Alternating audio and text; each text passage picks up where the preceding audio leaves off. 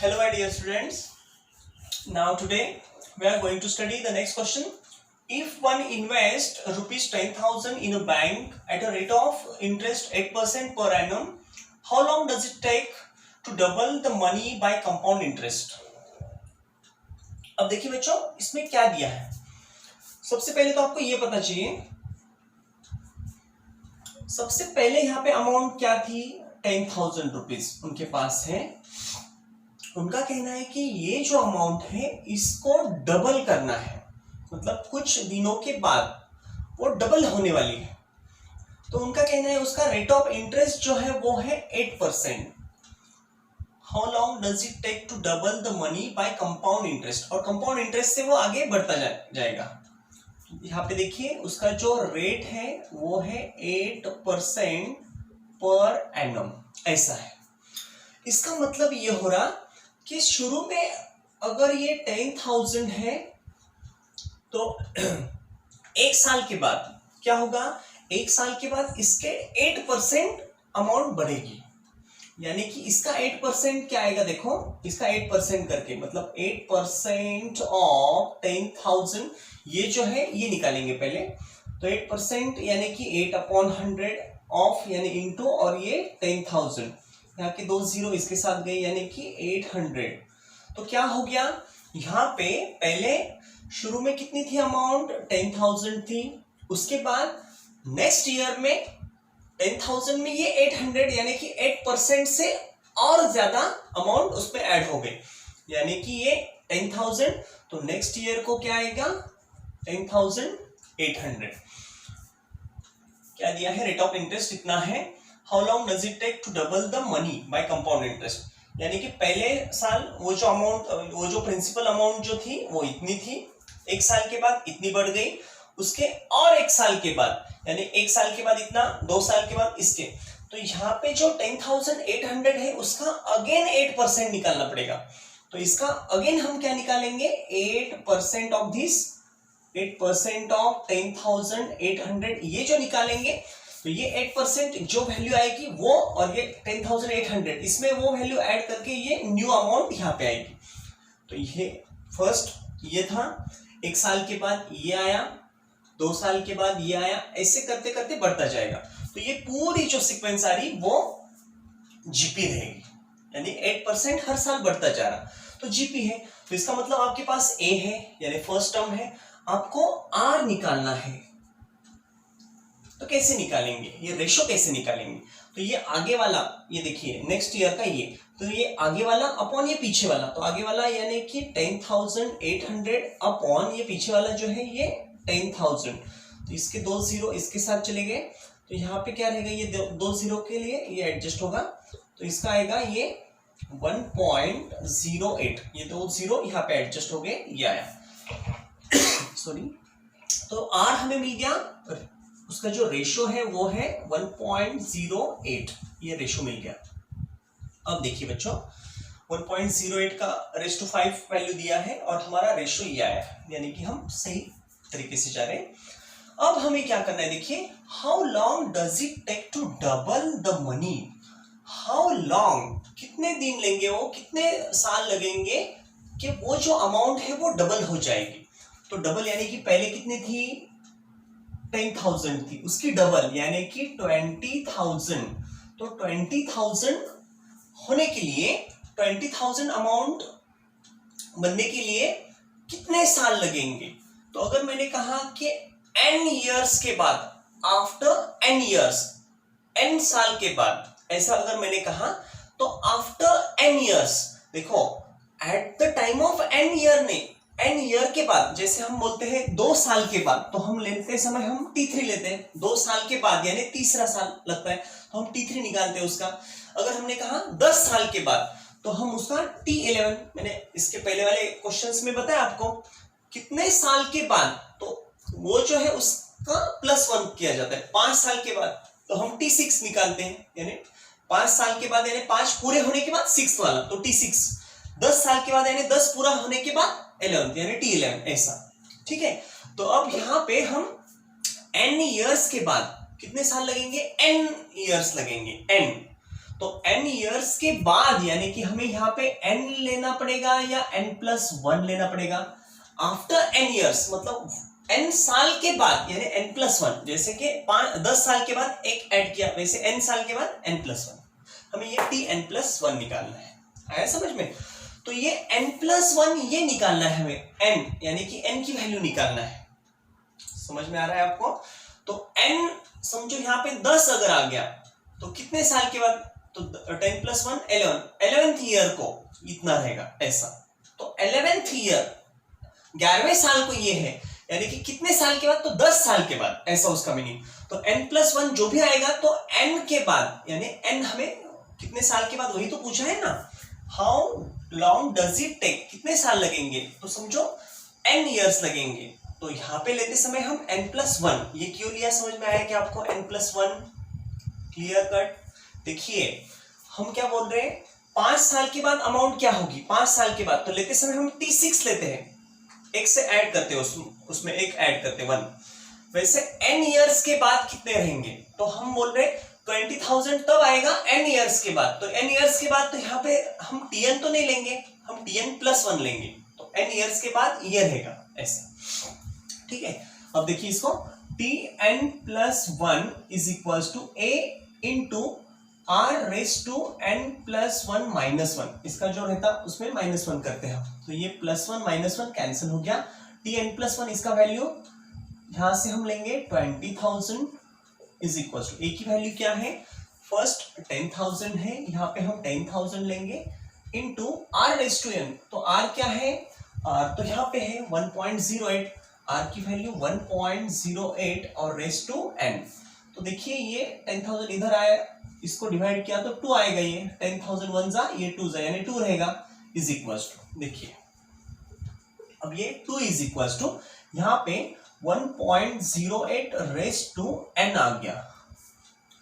अब आपको ये समझना है ये 2 कैसे है, ये इसको कैसे सॉल्व करना है, हमें n की वैल्यू निकालना है। तो सबसे पहले यहाँ पे देखिए ये 1.08 रेस टू 5 दिया है, तो ये 2 है और यहाँ पे है, इसका कुछ रिलेशन है क्या वो हमें चेक करना है। 1.08 रेस टू n यहाँ पे कुछ है क्या। अब देखो आपको मैं ये समझाता, यहाँ पे 1.08 इंटू 1.08, अब इसका रेस टू 5 है और इसका रेस टू 5 है। देखिए ये मैंने 2 बार लिया, ये जो है ये this raise to 5, this raise to 5, तो यहाँ पे इन दोनों का अगर प्रोडक्ट मैंने किया, इसका वैल्यू क्या है 1.47, देखिए इसका रेस टू 5, इसका वैल्यू है 1.47 है, एक का सिर्फ रेस टू 5 का ये है इसका अकेला। अगेन उसी से मैं मल्टीप्लाई कर रहा इसी टर्म से, तो इसको अगेन 1.47 से, तो इसका वैल्यू लगभग आएगा ये 2.16, that is approximately equal to, approximately ये अप्रोक्स क्या रहेगा 2 के बराबर है। तो इसको अगर हमने सॉल्व करते गए तो ये 1 पॉइंट, देखिए यहाँ पे 1.08, ये 5, लॉस ऑफ इंडाइसेस, इसका बेस कॉमन है, ये 5 + 5 10 होगा, यानी कि 1.08 raise to 10 that is equals to 2। एक बात समझ में आ रही कि आपको, इसका भी वैल्यू 2 है और इसका भी वैल्यू 2 है, यानी कि this is equals to this 2 and this also equals to 2।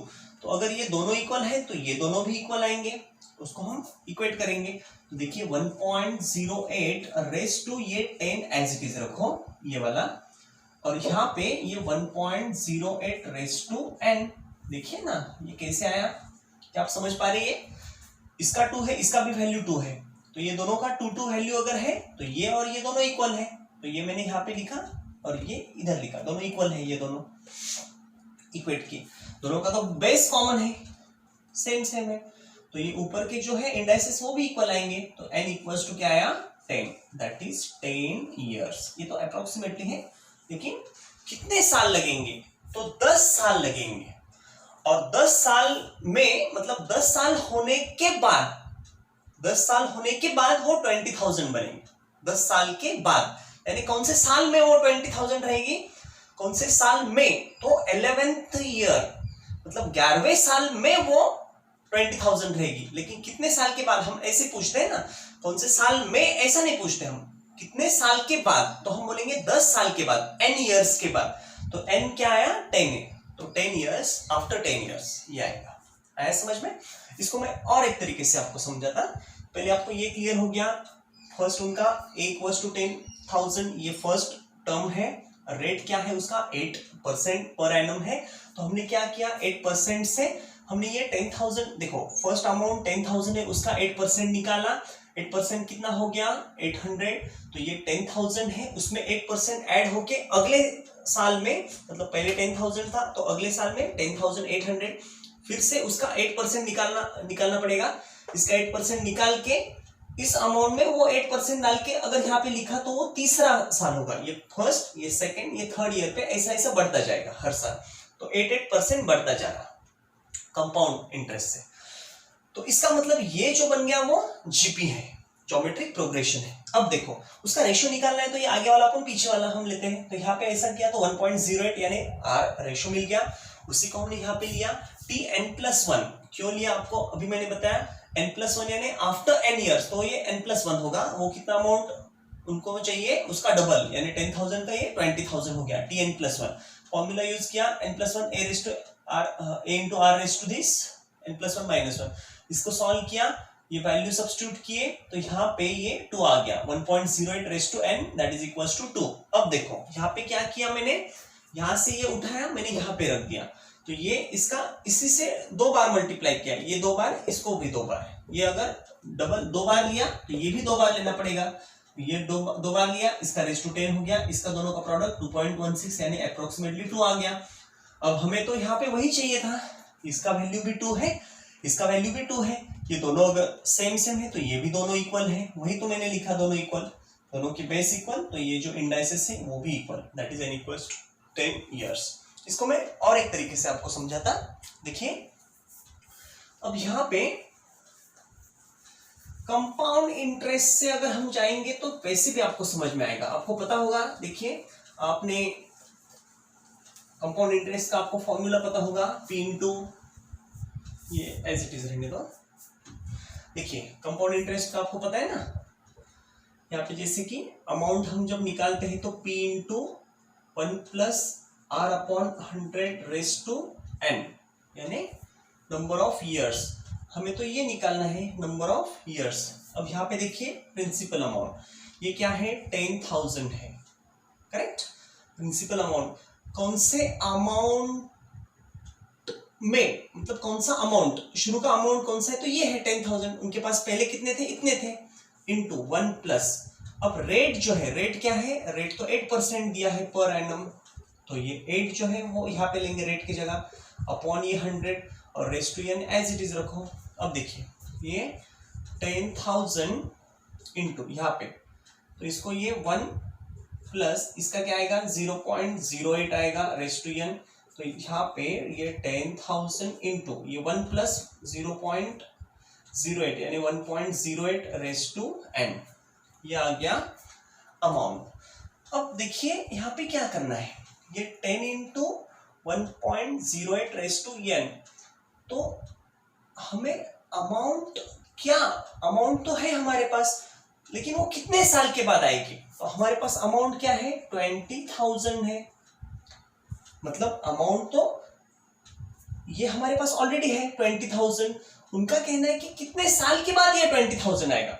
10,000 के ये अमाउंट, ये जो 10,000 रुपीज है इसका कितने साल के बाद डबल होगा, ये होगा, ये तो अमाउंट यहाँ पे आएगा 20,000 P इंटू ये आया, तो हमें ये n की वैल्यू निकालना है, तो इसको हम सॉल्व करेंगे। ये 10,000 से इसको डिवाइड किया तो यहाँ पे 2 आएगा, and that is equals to यहाँ पे 1.08 रेज़ टू n।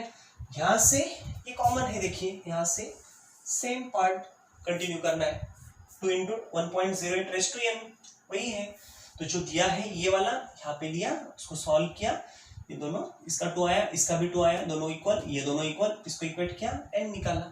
आया समझ में? चलो जल्दी जल्दी कॉपी कर लो बच्चों।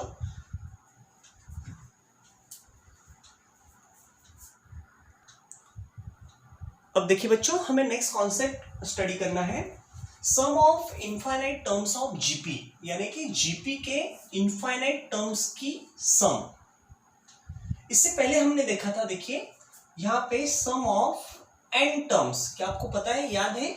सम ऑफ एन टर्म्स हमने क्या देखा था, सिंपली हमने यहाँ पे अगर यहाँ पे दो केसेस देखे थे, अगर ये जो मॉड ऑफ आर है अगर ये ग्रेटर देन 1 है और यहाँ पे समझो मॉड ऑफ आर जो है लेस देन 1 है, ये दो केसेस हमने स्टडी किए थे। तो सबसे पहले हम ये देखेंगे, अगर ये r जो है ये जो कॉमन रेशियो जो था, रेशियो अगर 1 से बड़ा है तो हम क्या लेते थे यहाँ पे a into R raise to n minus 1 upon R minus 1, ये फॉर्मूला यूज करते थे।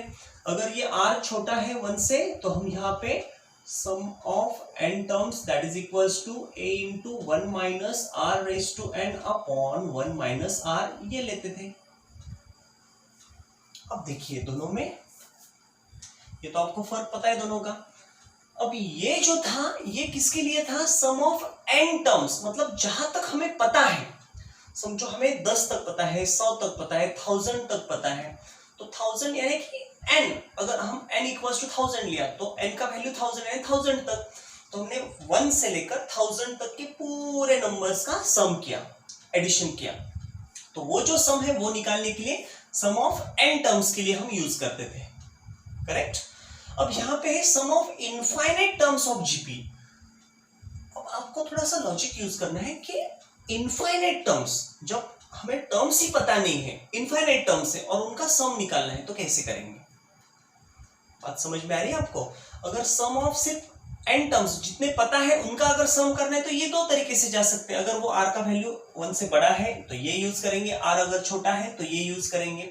अब आपको ये मैं दोनों समझाने की कोशिश करता, देखिए दोनों बताता आपको। ये mod of r is greater than 1 का मीनिंग आपको पता चाहिए। देखो ये r अगर यहाँ पे समझो 0 है, यहाँ पे -1 है, यहाँ पे +1 है, तो r इज ग्रेटर देन 1 का मतलब आपको मैंने पहले लास्ट वीडियो में मैंने बताया है। तो mod of r greater than 1 का मतलब होता है यहां से इधर वाले, ये बड़ा इधर, और इससे कम यानी इधर वाले।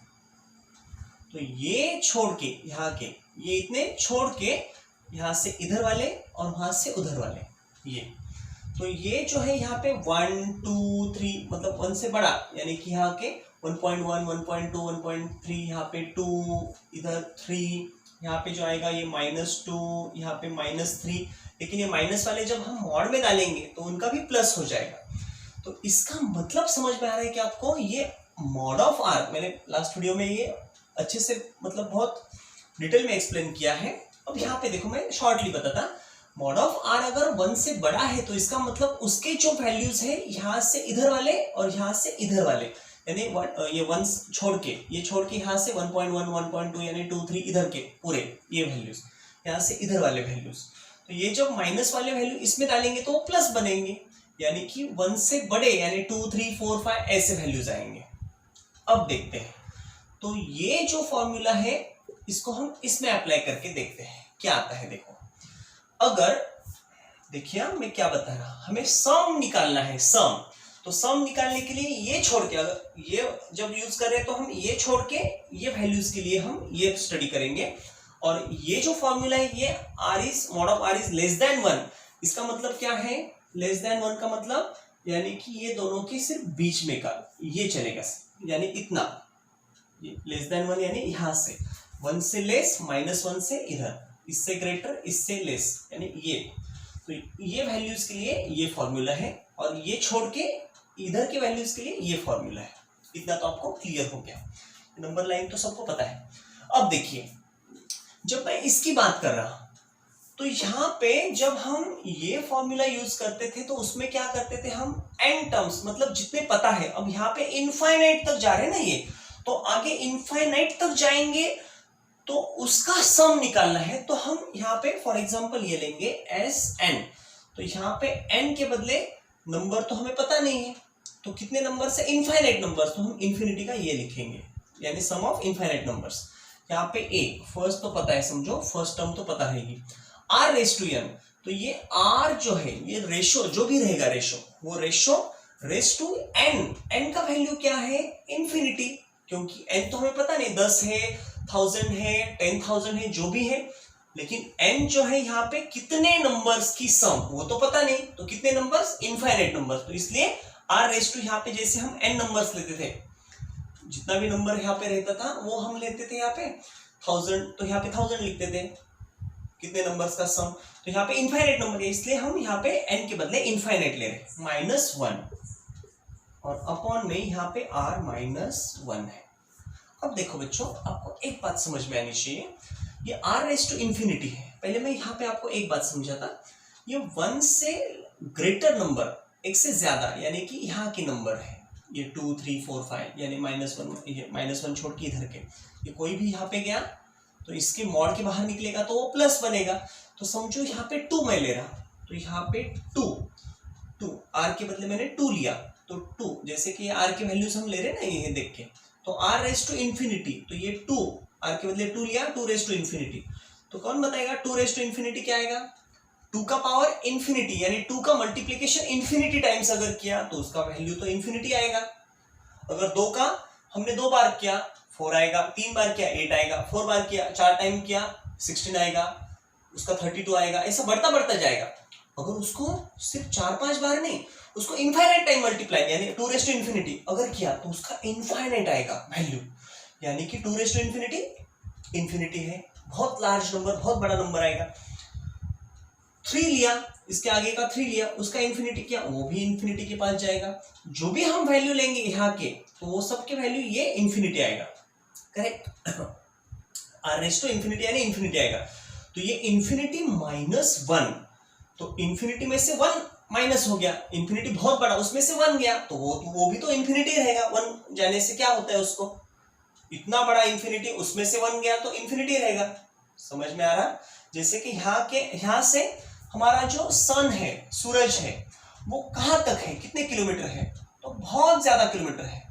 तो उसमें से अगर हमने 1 किलोमीटर माइनस किया, तो 1 माइनस करने से कुछ होगा क्या? कुछ भी नहीं, यानी कि वो बहुत बड़ा जो अमाउंट है उसमें से 1 माइनस करने से वो उतना ही रहेगा। तो इन्फिनिटी में से हमने अगर 1 माइनस किया तो वो इन्फिनिटी रहेगा। तो देखो यहाँ पे सम ऑफ इनफाइनाइट नंबर का क्या रहेगा, तो यहाँ पे ये a इंटू ये r∞ का, ये भी तो इन्फिनिटी रहेगा, इन्फिनिटी -1, इसका भी इन्फिनिटी आएगा, और ये इन्फिनिटी इंटू a, इन्फिनिटी को a से मल्टीप्लाई किया, किसी ने अगर इन्फिनिटी को मल्टीप्लाई किया तो ये इन्फिनिटी हो जाएगा, उसको r-1 से डिवाइड किया तो वो इन्फिनिटी रहेगा, यानी कि sum of infinite numbers that is equals to infinity, infinite number ही रहेगा वो। तो इसका मतलब आपको एक बात समझ में आ रही क्या? ये केस में जब r की वैल्यू ये छोड़ के इधर का या इधर का वैल्यू है जो हमने अभी देखा, तो इसका अगर हम सम ऑफ इनफाइनाइट टर्म्स, तो ये ऐसे जो इनफाइनाइट टर्म्स है, इधर के जो इनफाइनाइट टर्म्स, उनका अगर हमने सम किया तो वो क्या आएगा? इनफाइनाइट नंबर आएगा। तो इनफाइनाइट यानी कुछ एक्यूरेट नंबर है क्या? वो नहीं, तो इसका मतलब ये निकालना पॉसिबल नहीं है, तो हम ये नहीं निकाल सकते, वो तो इनफाइनाइट नंबर आएगा। समझ रहे हैं आप बात को? Sum of infinite numbers. अब ये केस में देखेंगे sum of infinite terms of GP. अब ये यहाँ पे तो वो फेल हो गया, अब इधर देखेंगे तो ये जो r है, मॉड ऑफ r <1, यहाँ पे तो आपको अभी मैंने समझाया, इसका मतलब होता है यहाँ से यहाँ तक। अगर आपको ये समझ में नहीं आ रहा तो लास्ट लेक्चर में देखो आप, उसमें मैंने ये समझाया है, ये ऐसे क्यों लेना है ये।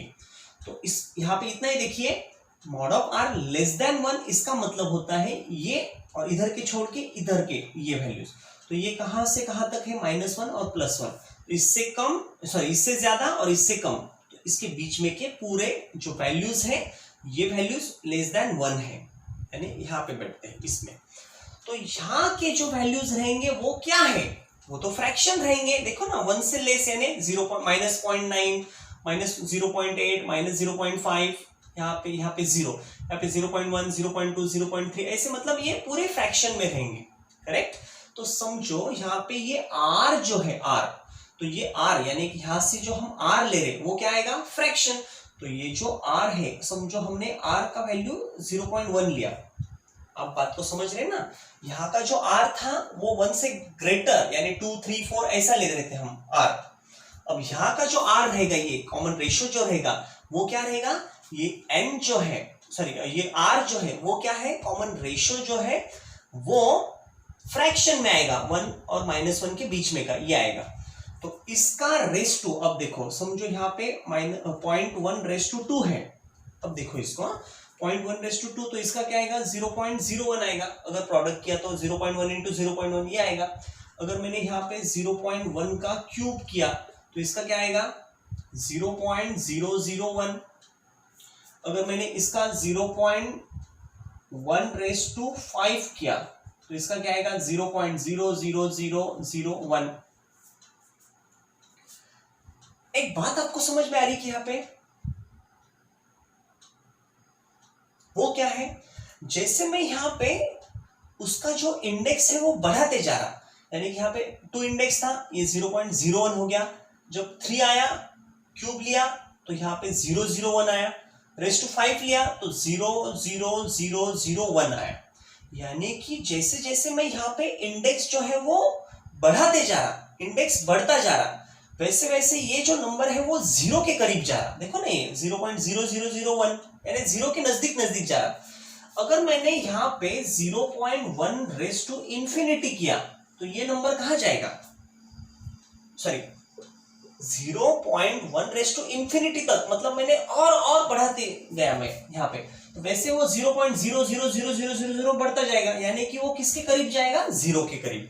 तो इसका मतलब होता है इसके बीच में के जो भी नंबर रहेंगे वो फ्रैक्शन में रहेंगे ऐसे, और उनका जब रेज़ टू इंफिनिटी किया जाएगा, इसका रेज़ टू इंफिनिटी, तो वो किसके करीब जाएगा 0, यानी उसका वैल्यू 0 होगा। जैसे यहाँ पे वो नंबर का अगर हम इसका हम रेज़ टू क्या ले रहे थे इंफिनिटी, तो उसका वैल्यू इंफिनिटी के पास जा रहा था, वैसे यहाँ पे ये फ्रैक्शन का रेज़ टू इंफिनिटी किया, तो फ्रैक्शन रेज़ टू इंफिनिटी किया तो ये ऐसे 0 बढ़ते जाएंगे, तो वो 0 के बहुत नजदीक यानी equals to approximately equals to 0 जाएगा।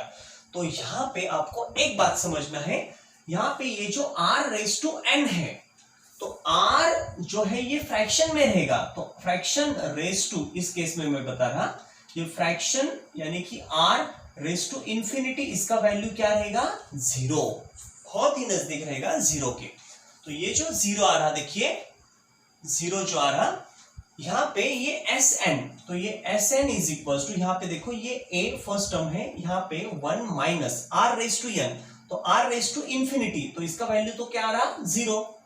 अभी मैंने आपको समझाया ना, ये r रेज़ टू इंफिनिटी, यहाँ का r बता रहा मैं, ये इधर का ये r के बारे में तो हमने बात की, अब इसकी बात चल रही, तो ये r रेज़ टू इंफिनिटी 0 हो गया, तो यहाँ पे a into 1 minus r raise to infinity, इसका वैल्यू तो 0 हो गया, अपॉन ये 1 माइनस r है। अब देखिए यहाँ पे a इंटू 1, ये a हो गया, यहाँ पे 1 minus r as it is, तो ये s ऑफ यहाँ पे इनफाइनाइट नंबर्स जो है हम वहां तक ले रहे, उसका समेशन ले रहे, तो कहां तक है वो इनफाइनाइट नंबर्स की सम अगर हमें निकालनी है, तो sum of infinite numbers when r is less than 1, एक से अगर कम है, ये केस में है, तो उसके लिए फॉर्मूला हमें ये यूज करना पड़ेगा, जो sum of infinite terms of GP है, यानी अगर ज्योमेट्रिक प्रोग्रेशन है जो इनफाइनाइट तक है, तो इनफाइनाइट तक जो ज्योमेट्रिक प्रोग्रेशन है उसका अगर हमें सम निकालना है, तो उसके लिए फॉर्मूला ये हम यूज करेंगे, जिसमें a अपॉन 1 माइनस r। तो ये क्यों नहीं और ये क्यों लेना है, ये दोनों का फर्क आपको समझ में आना चाहिए। यहाँ का r जो है ग्रेटर देन 1, यहाँ का r लेस देन 1, समझ ले आप। तो इस केस में ये इतना छोड़ के इधर के और इधर के वैल्यू आएंगे, जो अगर इसमें सब्स्टिट्यूट किए तो ये माइनस वाले भी इससे बाहर निकलेंगे तो प्लस बनेंगे, जैसे मैंने यहाँ पे बताया 2 3 4 ऐसे आएंगे, उनका अगर इन्फिनिटी किया तो वो इन्फिनिटी जाएगा, इन्फिनिटी इसमें सब्स्टिट्यूट किया तो ये पूरा इन्फिनिटी बनेगा, ये इन्फिनिटी यानी सम ऑफ इनफाइनाइट टर्म्स इन्फिनिटी, तो इनफाइनाइट टर्म की सम इन्फिनिटी, तो वो एक्यूरेट आंसर नहीं मिलेगा, तो ये लेना मतलब उचित नहीं है, लेना ही नहीं है। ये लेके देखते हैं इसमें क्या हुआ, ये और ये छोड़ के बीच में के वैल्यू है, अगर ये हमने लिया उसमें सब्स्टिट्यूट किया, उसको सॉल्व करते गए तो आपको पता चला अगर ये फ्रैक्शन वाले जो नंबर्स है उनका रेज़ टू इंफिनिटी लिया तो वो 0 के करीब जा रहा है, यानी 0 आ रहा, और यहाँ पे सब्स्टिट्यूट किया, हमें फॉर्मूला मिल गया sum of infinite numbers that is a upon 1 minus r। तो ये फॉर्मूला लेके हम इसके ऊपर के क्वेश्चन सॉल्व करेंगे। समझ में आया बच्चों? चलो जल्दी जल्दी कॉपी कर लो।